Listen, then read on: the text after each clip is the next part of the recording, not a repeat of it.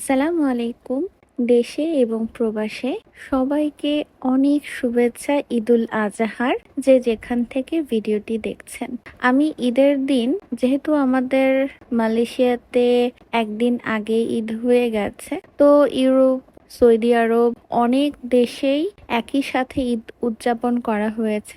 বাংলাদেশের ঈদ হচ্ছে আজকে। তো আমি এই ভিডিওটা গতকাল ঈদের দিন যে আনন্দটা হয়, তো প্রবাসের মাটিতে আনন্দটা একটু অন্যরকমই থাকে। কোরবানি ঈদে বাংলাদেশে যেটা দেখা যায় যে সবাই গরু নিয়ে ছোটাছুটি করে এবং রাস্তা দিয়ে গরুর হাট দেখা যায় যে দাম কত, এগুলো কষাকষি করা হয়, দাম জানতে চাওয়া হয়। এটার আনন্দ একেবারেই অন্যরকম। আর প্রবাসের মাটিতে অন্য অন্য দেশের ঈদ কেমন হয় আমি জানি না, কিন্তু মালয়েশিয়াতে যেহেতু আমি আছি, এখানকার ঈদ সম্পর্কে বলতে পারি। এখানে তেমন কোনো গরুর হাট টাট বসে না। নির্ধারিত একটা স্থানে আছে যেখান থেকে গরুর হাট বসে, সেখান থেকে গরু যার যার নিয়ে মসজিদে জবাই করে দেওয়া হয়। আর এবছর আমি কোনো কোরবানি দিইনি, তো যার কারণে আমার তেমন কোনো স্পেশাল টাইমিং ছিল না। বাসার মধ্যে থেকে থেকে বোর হচ্ছিলাম।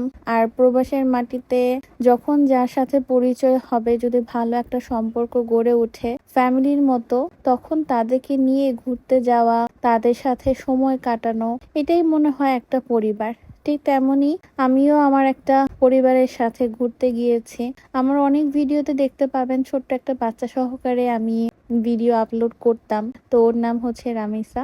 ওদের ফ্যামিলির সাথেই ঘুরেছিলাম। আলহামদুলিল্লাহ, দিনটা যেমনই কাটুক ভালোই কেটেছে। একটু বাইরে ঘোরাঘুরি, তারপর তো যে যার মতো আবারও সেই ব্যস্ততম দিনে ফিরে যাওয়া। এখানে তেমন কোনো স্পেশাল কিছুই করা হয় না। আর বাহিরের দেশগুলো এরকম যে যেখানে তাকাবেন ক্যামেরার মধ্যে যদি সেটা ধারণ করা হয়, সেটাকেই অনেক সুন্দর লাগে।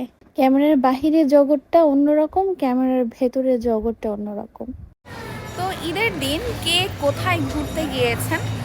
আজকের ওয়েদারটা এত সুন্দর, ঝলমলে রোদের ঝলকানিতে সবাইকে অনেক ভালো লাগছে দেখতে। এখানে আমাদের বাংলাদেশের এবং বিভিন্ন দেশেরই কিন্তু মানুষ বর্তমানে ঘুরতে এসেছে।